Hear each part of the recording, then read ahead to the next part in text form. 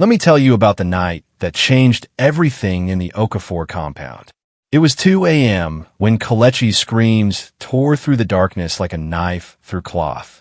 Her parents jumped from their bed and ran to her door, their hearts pounding like drums in their chests. "Kalechi! Kalechi, open this door!" her father shouted, twisting the handle violently. But the door was locked from inside. Her mother pressed her ear against the wood, listening to her daughter's terrified cries mixed with something else, something that sounded like scratching. When Papa Kalechi finally broke the door open with his shoulder, what they saw made their blood freeze. The room was empty, completely empty. The curtains hung in shreds, dancing in the wind from shattered windows. But what stopped their hearts were the marks on the walls, deep claw marks that looked like they had been burned into the cement, starting from the ceiling and dragging down to where Kalechi's bed once stood. "Where is she?" Mama Kalechi whispered, her voice shaking. Then they heard it, a small voice from outside, near the generator shed. "I told you," Kalechi whispered into the darkness. "I told you not to make me sleep inside. To understand what happened that terrible night, we must go back. Back to 2 months earlier, when everything seemed normal in the Okafor household. It was a bright Saturday morning when Papa Kalechi returned from the roadside market, smiling wider than usual. "I met the most interesting man today," he announced, carrying a shopping bag. "His name is Mr. Obina. He makes the most beautiful carvings you've ever seen." Papa pulled out his phone and showed them Mr. Obina's Instagram page. The screen glowed with images of wooden sculptures, masks, and small figurines. The caption on each post read, "Handcrafted art blessed by ancestral energy, bringing peace to modern homes." Mama Kalechi leaned closer, admiring the intricate details. "They're beautiful," she whispered. "He gave us something," Papa continued, reaching into the bag.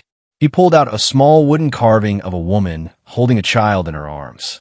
The craftsmanship was remarkable. Every fold in the woman's wrapper, every finger on the child's hand was perfectly carved. "He said this one brings restful nights," Papa explained, handing it to his wife. "He called it a gift for our family." Mama Kalechi held the carving carefully, running her fingers over the smooth wood. "It's so lifelike," she murmured. Something about the woman's face seemed familiar, comforting even. That night, something miraculous happened. For the first time in weeks, the entire Okafor household slept peacefully. No generator humming kept them awake. No dogs barking in the distance. Even the usual sounds of the neighborhood, the late-night Okada riders, the security man's whistle, all seemed to fade into a gentle silence. When morning came, Mama Kalechi woke up feeling lighter than she had in months. The stress lines on her face seemed softer. She had placed the wooden carving on her bedside table before sleeping, and now, in the morning light, it seemed to glow with warmth. She couldn't help herself. She picked up her phone, snapped a photo of the beautiful carving, and posted it on her WhatsApp status with a caption, "Finally sleeping peacefully. God is good. Blessings come in unexpected ways." Within minutes, her friends started replying with heart emojis and congratulatory messages. But across the room, 14-year-old Kalechi was staring at her mother's phone screen with a strange feeling in her stomach.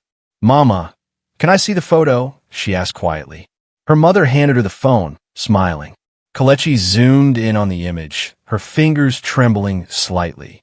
There, in the reflection of the bedside mirror captured in the background, the carved woman's head appeared to be turned. Not facing forward as it had been placed, but turned slightly to the side, toward where Kalechi's reflection would have been. The peaceful nights continued, but Kalechi began noticing something disturbing. Every night, at exactly 3:10 a.m., she would wake up, not gradually, the way you normally wake from sleep, but suddenly, as if someone had whispered her name directly into her ear. And each time she woke, she heard it, a soft sound coming from inside the walls of her parents' room next door. It was rhythmic like humming, but not quite a song. More like someone breathing words that had no meaning, a whisper that seemed to pulse with the rhythm of a heartbeat. "Mama, do you hear that sound at night?" Kalechi asked one morning at breakfast. "Like someone humming through the walls?" Her mother looked up from her tea, frowning. "What sound, my dear?" The only thing I hear is that old water heater clicking. Your father keeps saying he'll fix it. But Kelechi knew it wasn't the water heater. That night, determined to prove she wasn't imagining things, she placed her phone against the wall between her room and her parents' room. She set it to record and went back to bed. At 3:10 a.m., she woke again to the humming. In the morning, she played back the recording with shaking hands. For the first few minutes, there was only silence. Then, clear as daylight, a woman's voice whispered through the speaker.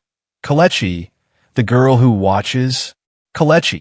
The next afternoon, Mr. Obinna returned to visit the family.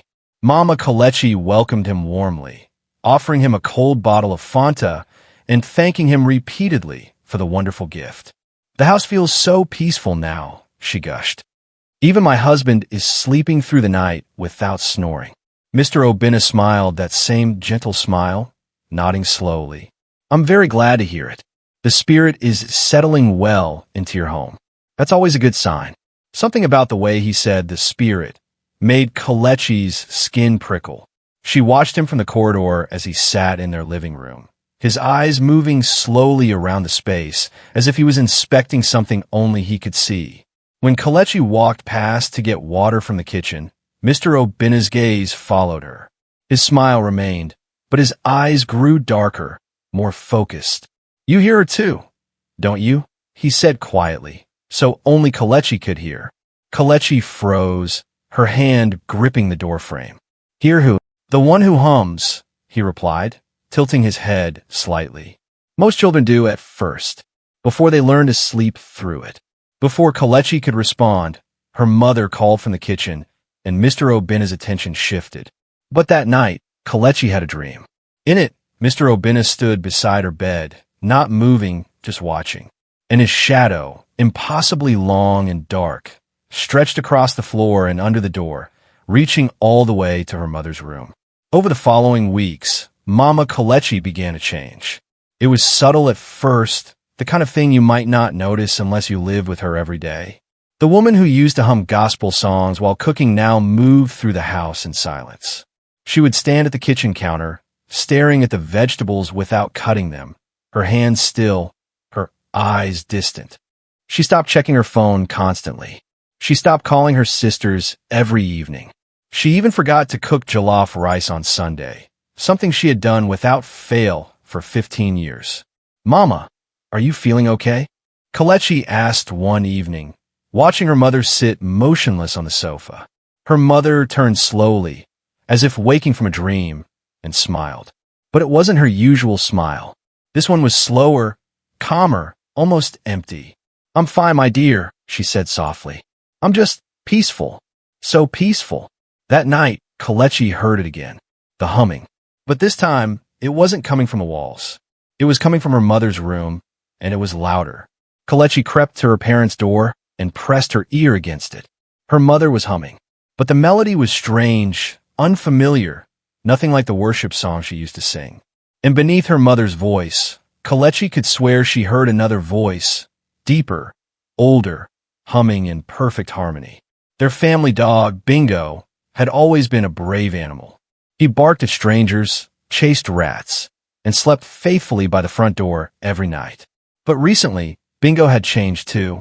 Every night, at 2:45 a.m., 15 minutes before Kelechi would wake to the humming, Bingo would begin barking. Not playful barking or warning barking, but desperate, terrified barking. And he always faced the house, his body rigid, his tail tucked between his legs. Papa Kelechi had started locking Bingo outside because the noise was disturbing their sleep. That dog is going mad, he complained. Maybe we should give him away. But one morning, Kelechi woke to a disturbing silence. Bingo hadn't barked. She went outside and found him lying by the doorstep, completely still. His eyes were open, staring at nothing. His body was cold. Papa! Papa, come quick! Kelechi screamed. Her father rushed out, checked the dog, and frowned. Strange.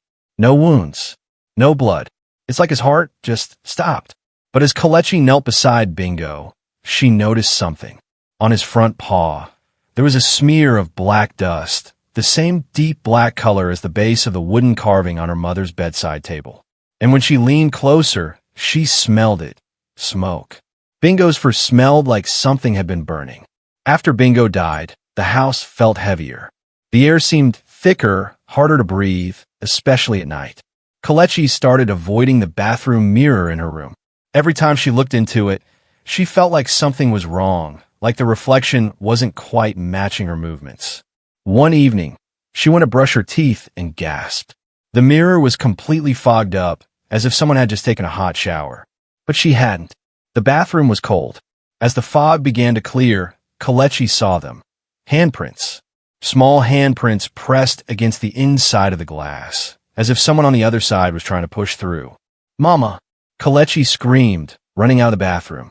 Her mother came rushing in, looked at the mirror, and frowned. "Kelechi, stop being so paranoid. It's just condensation. You're acting like a child." But that night, unable to sleep, Kelechi opened her phone's camera and took a selfie in the bathroom mirror. When she looked at the photo, her blood ran cold. Standing behind her reflection, barely visible but unmistakably there, was the silhouette of another woman. The woman's face was turned slightly away, but her shape, her posture, the way she stood was identical to Mama Kelechi's. Except this figure was darker, blurred, wrong. Family dinners had always been Kelechi's favorite time. Her parents would talk about their day, joke around, and share stories. But recently, dinners had become quiet, awkward, filled with long silences. One evening, Papa Kelechi made a joke about his boss, something silly that would normally make everyone laugh. Mama Kelechi chuckled softly, but then her laugh deepened. For just a second, maybe two, her voice dropped into a lower register, a sound that didn't belong to her throat. Everyone froze. Papa Kelechi's smile faded. Kelechi's fork stopped halfway to her mouth. Even Mama seemed confused, touching her throat gently as if she'd felt it too. Then, just as quickly, everyone laughed it off nervously. "Too much pepper in the soup," Papa joked weakly. But Kelechi couldn't shake the feeling. After dinner, she locked herself in her room and opened her laptop. Her fingers trembled as she typed. "Ancestor possession through objects Nigeria." The search results loaded slowly. Most were just folklore blogs and superstitious warnings. But then, one article caught her eye. It was dated 1979, a scanned newspaper clipping from a local archive. Family of 5 found dead in Enugu home. Authorities suspect cursed woodcarver. Kelechi clicked on it, her heart racing. While her mother was at the market the next day, Kelechi decided to investigate. She had noticed that recently, her parents' bedroom door was locked during the day, something that had never happened before. Using a hairpin, she carefully picked the simple lock and pushed the door open. The room smelled strange. Not bad, but unusual, like burnt incense mixed with something earthy and old. The curtains were drawn, making everything dark and shadowy. On her mother's bedside table, right next to the wooden carving, a stick of incense was burning. But what made Kelechi's stomach turn were the photographs. Family photos that usually sat on the dresser had been removed and pinned to the wall, but they were all turned upside down. Her father's face, her face, even her grandmother's old wedding photo, all inverted. Kelechi's hands shook as she approached the carving. She knelt down and looked beneath the table. There, hidden in the shadow, was a folded piece of paper, yellowed and old. She picked it up carefully and unfolded it. Her breath caught in her throat. Written across the paper in dark, rust-colored ink, no, not ink, was her name, Kelechi Okafor. And beneath it, a symbol she didn't recognize, drawn in what looked unmistakably like dried blood. That night, Kelechi dreamed of fire. She stood in the middle of her house, but the house was burning. Flames climbed the walls, eating through the ceiling, turning everything to ash. She could hear her parents screaming from somewhere far away, but she couldn't move. Her feet were stuck to the ground. Then, through the flames, a voice spoke. It was neither male nor female, neither young nor old. It was simply ancient. "Do not sleep under her roof again," the voice commanded. "If you do, you will never wake." Kelechi tried to scream, tried to run, but the fire surrounded her. She felt the heat on her skin, felt her lungs filling with smoke, and then she woke up gasping, clutching her bedsheet. But something was wrong. The sheet beneath her fingers felt rough, brittle. She threw off her blanket and turned on the lamp. Her bedsheet, pure white just hours before, was singed at all four corners. Small burn marks, perfectly placed, as if someone had held a flame to each corner deliberately. The smell of smoke hung faintly in the air. When her parents inspected it the next morning, they frowned but dismissed it. "You must have left the iron too close to the bed," her father said. But Kelechi never ironed her bed sheets. Never. Kelechi couldn't take it anymore. While her mother was cooking, she sneaked into her parents' room and carefully took her mother's phone. She knew the password. Her mother had never hidden it before. She opened the gallery and began scrolling through the videos. Most were normal. Church services, cooking tutorials, family moments. But then she found one that made her blood freeze. The video was dated 3 nights ago, recorded at 3 a.m. The timestamp glowed in the corner. It must have been recorded accidentally, perhaps when her mother's phone was left on the bed. Kelechi pressed play, turning the volume low. The room was dark, lit only by the phone screen. She could see her mother's silhouette sitting on the edge of the bed, facing the wooden carving on the bedside table. And then her mother spoke.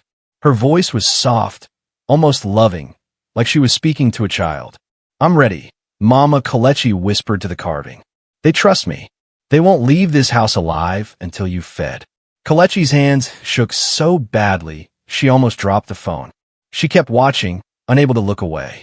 Then, in the video, the impossible happened.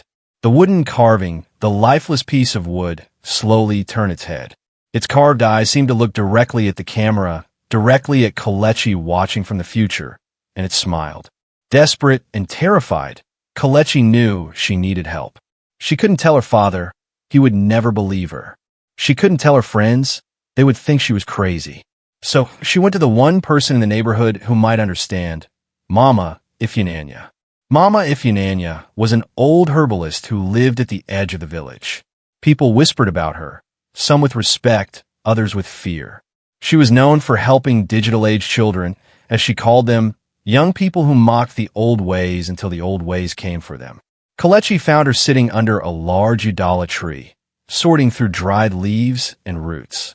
"Mama, please, I need your help," Kelechi began, her voice breaking.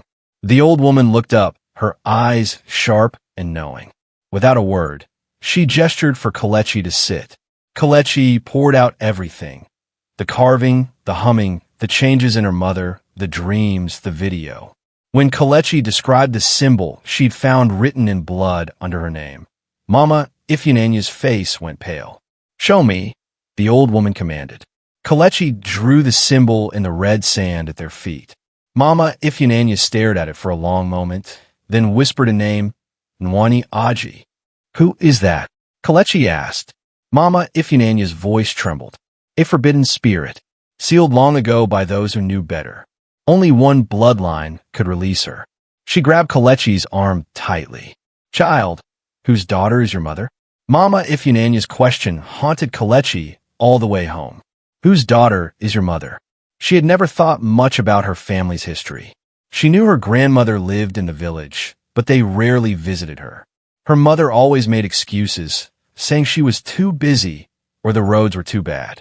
That evening, using her father's phone since her mother had taken hers back, Kelechi called her grandmother. The old woman's face appeared on the screen, wrinkled and kind.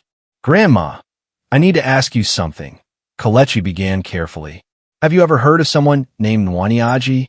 Her grandmother's face changed instantly. The kindness drained away, replaced by fear. "Who told you that name?" she whispered urgently. "Please, Grandma, I need to know." The old woman was silent for a long moment. Then she spoke, her voice heavy with old shame. "Your great-grandmother, my mother, she did something terrible. A woodcarver came to our village when she was young, selling idols that promised peace. But my mother was wise. She saw through his lies and banished him from our land." "What happened to him?" Kelechi asked. "He cursed our bloodline," her grandmother replied, her eyes filling with tears. "He said the debt would be paid, one way or another. We thought the curse died with him. We thought." Suddenly, Kelechi's screen glitched. Static filled the image. And for just a second, before the call dropped completely, The carved woman's face flashed across the screen. Kelechi tried to tell her father everything. She showed him the burned bedsheet, told him about the video on her mother's phone, explained about Nwanyi and the cursed bloodline. But Papa Kelechi wouldn't listen. "Kelechi, I'm disappointed in you," he said firmly. "Mr. Obinna is a good man, a blessed man. Do you know how much his business has grown? People from all over Lagos are ordering his carvings now. His Instagram has over 50,000 followers. God is using him to bless families." "Papa, please just listen." "No, you listen," he interrupted, his voice rising. "I won't have you disrespecting that man with your superstitious nonsense. This is 2024, not 1924. We don't believe in these village tales anymore." Kelechi felt tears burning in her eyes, but she held them back. As she turned to leave, she glanced at the living room. There, arranged on the shelf alongside family photos, were 3 more of Mr. Obinna's carvings, recent purchases her father had made. She stared at the middle one, a carved man sitting on a stool. As she watched, frozen in horror, the carved man's eyes blinked. Just once. A slow, deliberate blink that said, "I see you, child." Kelechi ran to her room and locked the door, her heart hammering in her chest. That night, the generator died at exactly 3 a.m. The sudden silence was deafening. No humming fridge, no whirring fan, just pure, heavy darkness pressing down on the house like a weight. Kelechi sat up in bed, her heart already racing. Something felt wrong. The air itself felt thick, hard to breathe, like the house was holding its breath. She heard her bedroom door creak open slowly, even though she'd locked it. Through the darkness, she could see her mother's silhouette standing in the doorway, perfectly still. "Mama," Kelechi whispered. Her mother didn't respond. She just stood there, facing away from Kelechi, toward her own bedroom down the hall. Then, slowly, she began walking, her movements stiff and mechanical, like a puppet being pulled by strings. Kelechi's feet moved before her mind could stop them. She crept out of bed and followed her mother down the dark hallway. Her mother's door was open, and inside, illuminated by moonlight streaming through the window, was the wooden carving. Mama Kelechi stood before it, her head bowed, and then she began to chant. The words weren't Igbo, weren't English, weren't any language Kelechi had ever heard. They were old, ancient, wrong. And then, from somewhere deep in the house, came another sound, a baby crying. But there was no baby in the Okafor home. There had never been a baby. The next morning, Kelechi made a decision. She waited until her parents left for work and the market. Then she took the wooden carving from her mother's room. Her hands trembled as she held it. The wood felt warm, almost alive, pulsing with a slow, steady rhythm like a heartbeat. She carried it outside to the backyard where they burned trash. She poured kerosene over it, struck a match, and threw it onto the carving. But the flame wouldn't catch. The match landed on the kerosene-soaked wood and simply went out, as if smothered by an invisible hand. Kelechi tried again, and again. 5 matches, all extinguished the moment they touched the carving. On the 6th try, something even more terrifying happened. The wood began to bleed. A thick, dark, oily substance oozed from the carved woman's eyes, dripping down onto the ground where it sizzled and smoked. "What are you doing?" a voice shrieked behind her.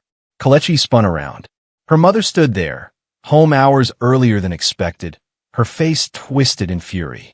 But it wasn't her mother's fury. The expression was too wild, too primal.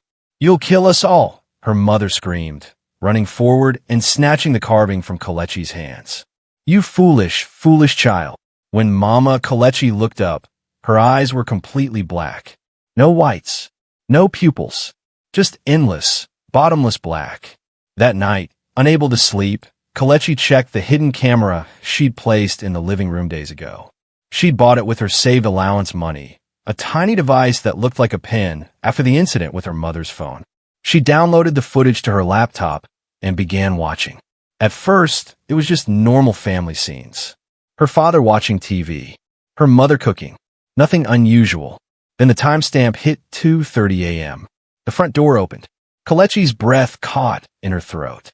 Mr. Obinna walked in, moving through the house as if he owned it, as if he'd been there 1,000 times before.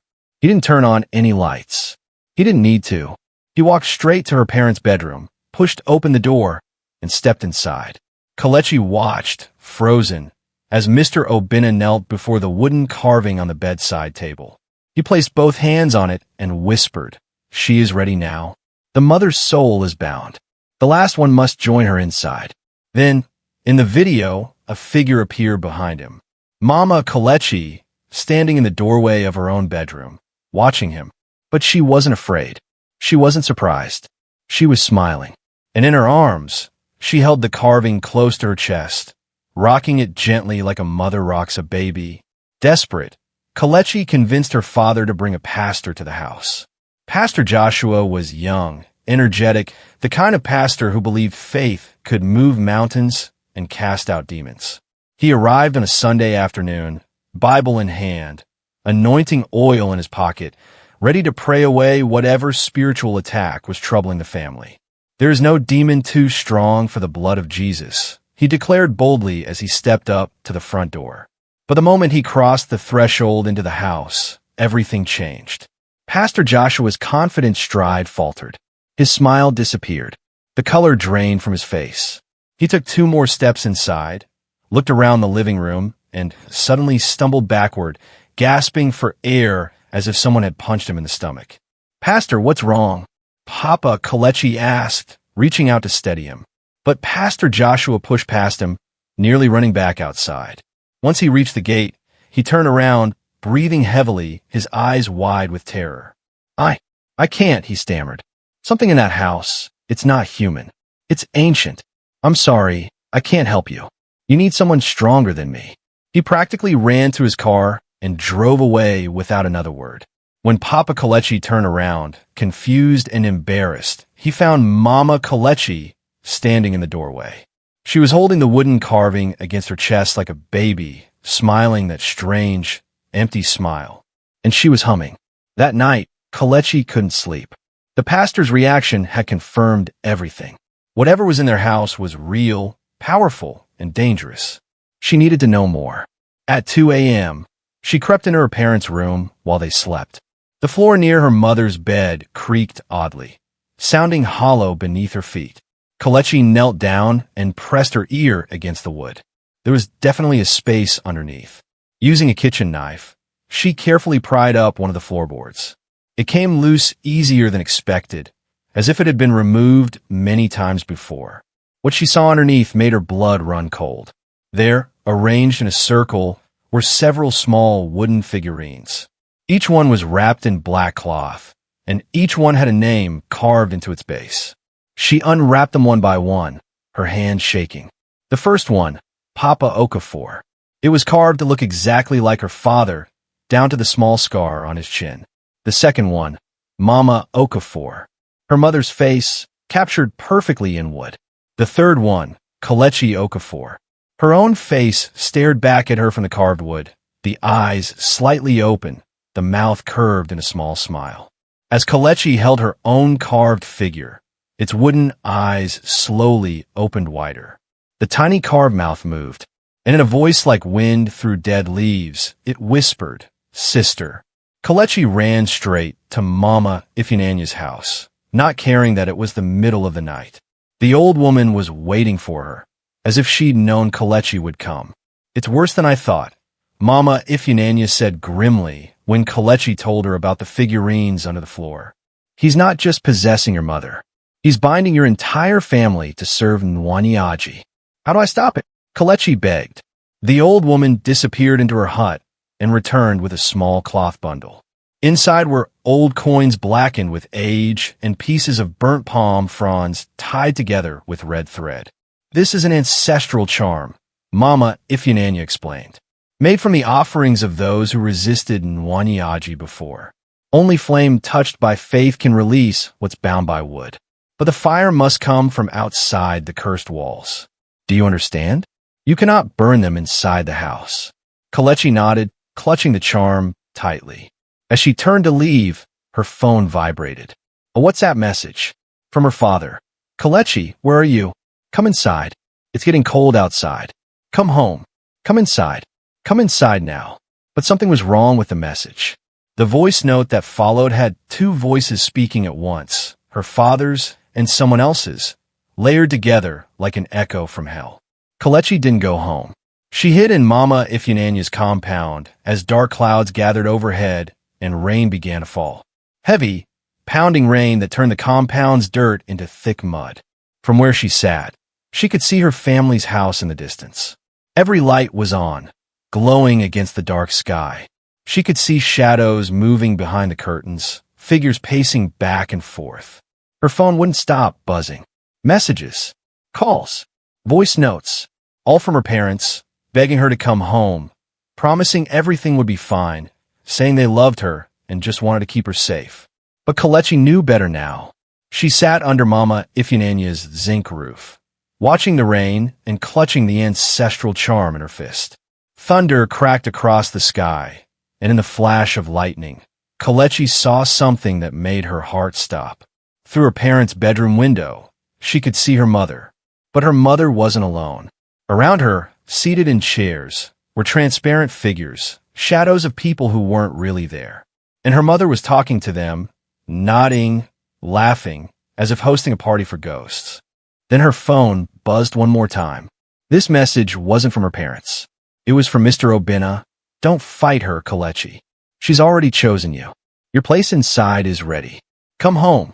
At midnight, the electricity in the entire neighborhood went out. The only light came from lightning flashing across the sky. Kelechi knew this was her only chance.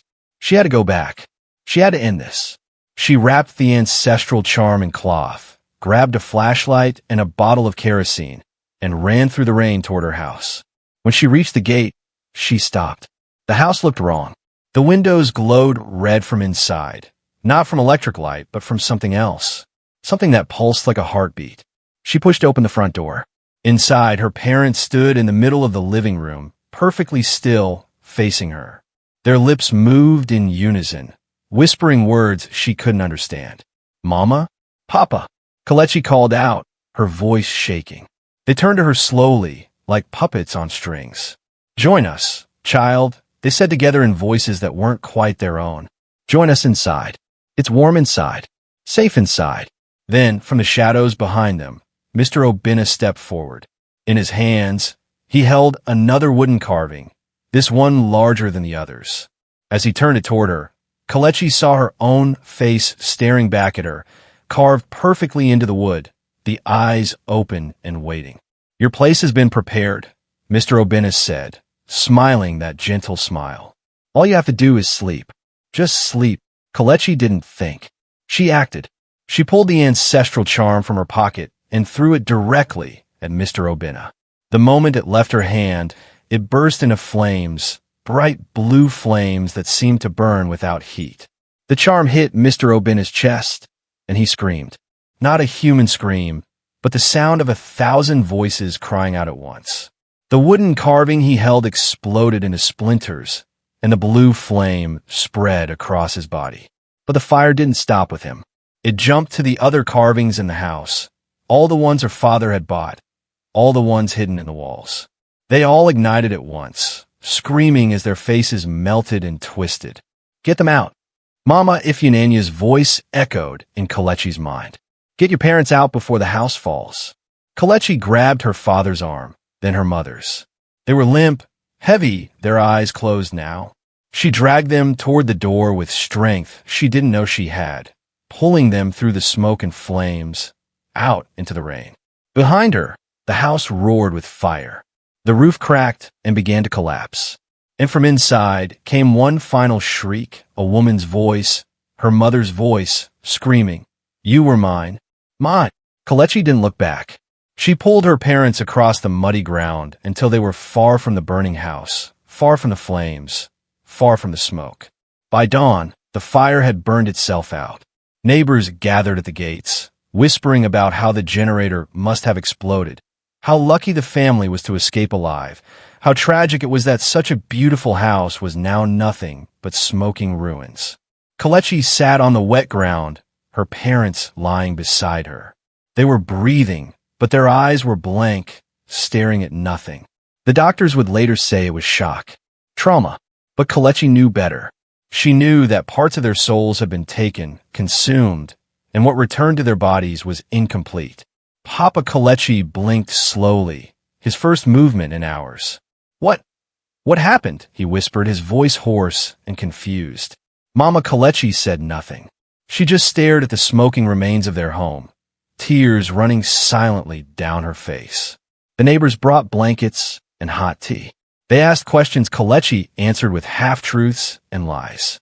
The generator, she said quietly. It must have been the generator.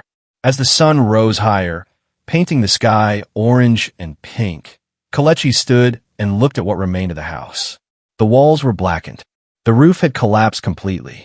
And in the rubble, she could see the melted remains of the wooden carvings, now nothing but charcoal and ash.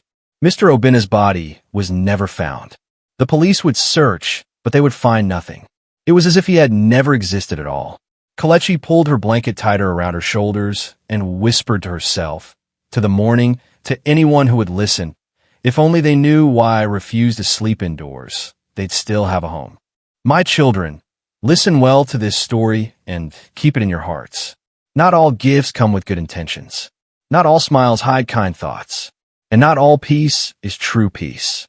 When your spirit tells you to run, run. When your dreams warn you of danger, listen. When the old ones whisper that something is wrong, believe them. The modern world has taught you to mock the old ways, to laugh at warnings from your grandmothers, to call superstition what your ancestors called wisdom. But evil does not die simply because you stop believing in it. It only waits, patient and hungry, for those foolish enough to invite it inside. Trust your fear when it speaks to you in the night. Not all safety lies beneath a roof. Sometimes the greatest danger lives in the house itself, wearing a smile, promising peace, waiting for you to close your eyes and sleep. The Okafor family survived, but they would never be whole again. Their house was gone.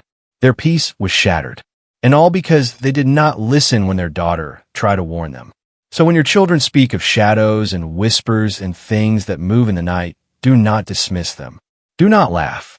Do not say, it's just your imagination, because sometimes the children are the only ones still brave enough to see the truth. This is the story of Kelechi Okafor, the girl who refused to sleep indoors. May her story be a warning to all who hear it. May you be wiser than her parents. May you listen when fear speaks. And may you never, ever invite evil into your home, no matter how beautiful its carvings, no matter how peaceful its promises. The end.